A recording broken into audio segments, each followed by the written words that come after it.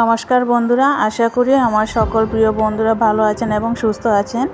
তো আজকের ভিডিওর মাধ্যমে আপনাদের সঙ্গে বলবো কেন মা লক্ষ্মী ব্রাহ্মণদের অভিশাপ দিয়েছিলেন তিনি ব্রাহ্মণদের ঘরে বেশি দিন থাকবেন না। তো এই বিষয়ে আপনারা আমার এই ভিডিওর মাধ্যমে জানতে পারবেন। অবশ্যই ভিডিওটা ফুল ওয়াচ করবেন, না হলে গুরুত্বপূর্ণ জিনিস মিস করে যাবেন।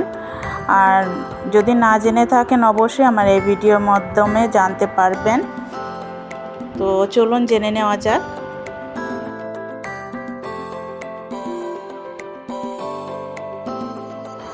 তো বন্ধুরা, কেন মা লক্ষ্মী ব্রাহ্মণদের অভিশাপ দিয়েছিলেন তিনি তাদের ঘরে বেশি দিন থাকবেন না। ব্রাহ্মণরা যতই দান দক্ষিণা পান না কেন তারা আজীবন অর্থের কষ্টে ভুগবে। ব্রাহ্মণদের কপালে লক্ষ্মী সইবে না। এর সাথে জড়িয়ে আছে পৌরাণিক কাহিনী। তো বন্ধুরা, জেনে নেওয়া যাক পৌরাণিক কাহিনী কি। তো কাহিনীটি হলো, একবার ঋষি ভৃগু তার আশ্রমে ঋষিগণের কাছে প্রশ্ন রেখেছিলেন, আমরা যে পূজা অর্চনা করি সেই পূজা কার কাছে যায়? তখন মহর্ষি নারদ উপস্থিত হয়ে বললেন, মনি ঋষিদের পূজা অর্চনা কোনোটাই বিফলে যায় না। সকল প্রকাশ পূজা অর্চনা এবং ভগবান পরমেশ্বর চরণে যান। তখন ঋষি ভৃগু বললেন, ব্রহ্মা বিষ্ণু মহেশ্বর এই ত্রিদেবই হল পরমেশ্বর। তবে এদের মধ্যে যার রাগ এবং অহংকার উত্তেজনা নেই সেই ত্রিদেবের মধ্যে কে শ্রেষ্ঠ? তখন মহর্ষি ভৃগু প্রশ্ন রাখলেন মহর্ষি নারদের কাছে। তখন মহর্ষি নারদ বললেন ঋষি ভৃগুকে যে এর উত্তরে কি আসতে পারে। তখন মহর্ষি ভৃগু বললেন, আমি ত্রিদেবের কাছে যাব, ত্রিদেবকে কোটো বলে রাগান্বিত করব এবং তাকে রাগান্বিত করার চেষ্টা করব। যার মধ্যে রাগ অহংকার উত্তেজনা নেই সেই হবে সর্বশ্রেষ্ঠ। তখন মহর্ষি ভৃগু ব্রহ্মার কাছে যান ব্রহ্মলোকে। আর ওই ব্রহ্মলোকে গিয়ে মহর্ষি ভৃগু নানান কটু কথা বলতে থাকেন। প্রথম অবস্থায় ভগবান ব্রহ্মা চুপ থাকলেও ঋষি ভৃগু অশালীন কটু কথাতে রেগে যান এবং ঋষি ভৃগু অভিশাপ দিতে উদ্যত হন ব্রহ্মাদেব। তখন ঋষি ভৃগু ব্রহ্মার কাছে ক্ষমা প্রাপ্তি চান।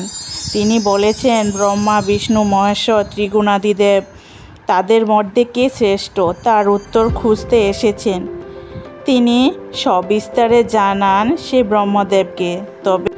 তবে ঋষি ভৃগু ব্রহ্মাদেবকে জানান যাবার আগে বললেন যে ব্রহ্মাকে বলেন, আপনি ত্রিগুণাদি নন, আপনার মধ্যে রাগ অহংকার দুই বিদ্যমান, আপনি ত্রিগুণাতীত হতেই পারেন না।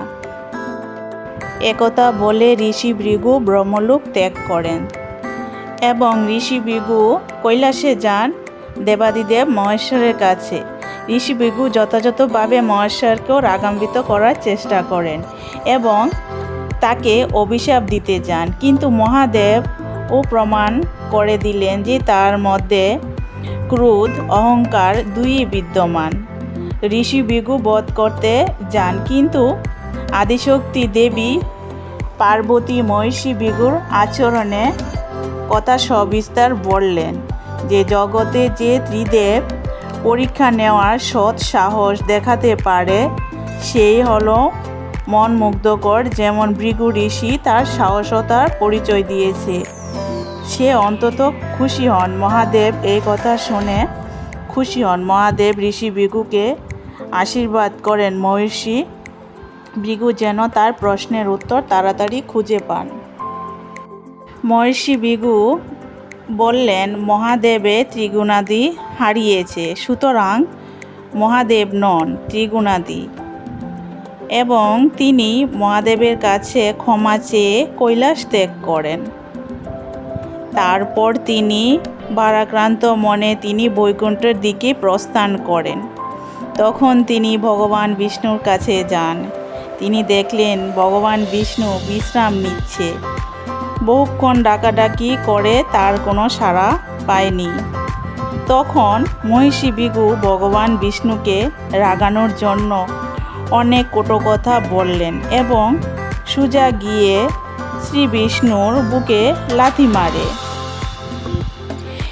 এই লাথির আঘাতে শ্রী বিষ্ণুর নিদ্রা ভঙ্গ হয়, কিন্তু শ্রী বিষ্ণু তার কোনো অপমান না করেই এই অপকর্মের জন্য বরং মহিষীকে তার সসম্মানের সাথে বসিয়ে তার পায়ে হাত দিয়ে দেখছেন মহিষী ভৃগু ব্যথা পেয়েছেন কি না। ভক্তের প্রতি ভগবানের বিষ্ণুর এই উদারতা দেখে ভৃগু কান্নায় ভেঙে পড়লেন এবং নিজের ভুলের জন্য শ্রী বিষ্ণুর কাছে ক্ষমা প্রার্থনা করেন। ভক্তের ক্ষমাহীন ভুলের জন্য যেখানে তার বশ করার কথা, সেই পরিস্থিতিতেই ভগবান বিষ্ণু ভক্তের কল্যাণের কথা ভেবেছেন সে তার পায়ের আঘাত লেগেছে কি না সেটা নিয়ে চিন্তিত। অবশেষে মহিষী ভৃগু সিদ্ধান্ত এলেন যে শ্রী বিষ্ণুকে অহংকার ক্রোধ কোনো কিছুই স্পর্শ করতে পারেনি।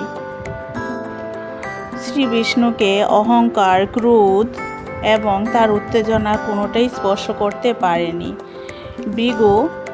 তাই তিনি বললেন যে ভগবান বিষ্ণু ত্রিগুণাতীত, সর্বশ্রেষ্ঠ, পরমেশ্বর। তখন দেবী শ্রীলক্ষ্মী ভৃগুর পাশেই দাঁড়িয়েছিলেন। মহর্ষি ভৃগুর এইভাবে বিনা অপবাদে শ্রী বিষ্ণুকে লাথি মারাকে কখনোই সহজভাবে নিতে পারেনি। দেবী লক্ষ্মী স্বামীর এই অপমানের খুব ক্রোধিত হন।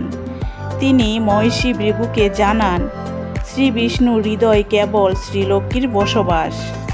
তিনি শ্রী বিষ্ণুকে লাথি মেরে তিনি দেবী লক্ষ্মীকেও অপমান করেছেন এবং তাকেও লাথি মেরেছেন বলেছেন দেবী লক্ষ্মীকে অপমান করেছেন।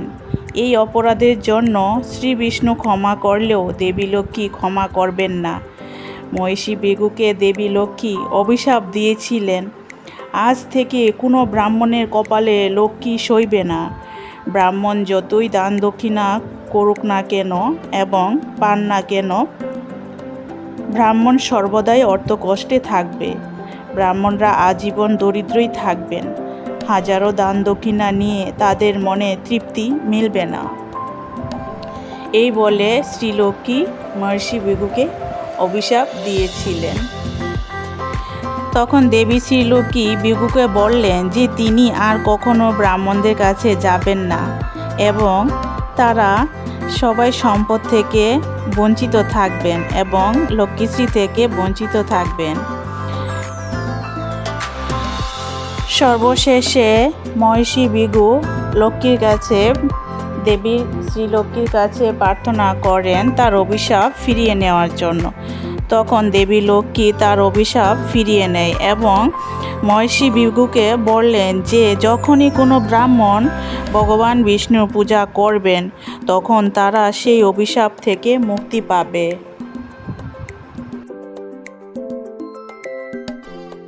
বন্ধুরা, আমার ভিডিওটি ভালো লাগলে অবশ্যই কমেন্টে বলবেন শ্রী বিষ্ণু জয়, শ্রী মা লক্ষ্মীর জয়।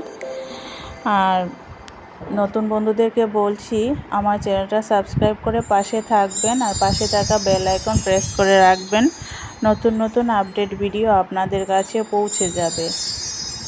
তো বন্ধুরা অবশ্যই লাইক করে পাশে থাকবেন।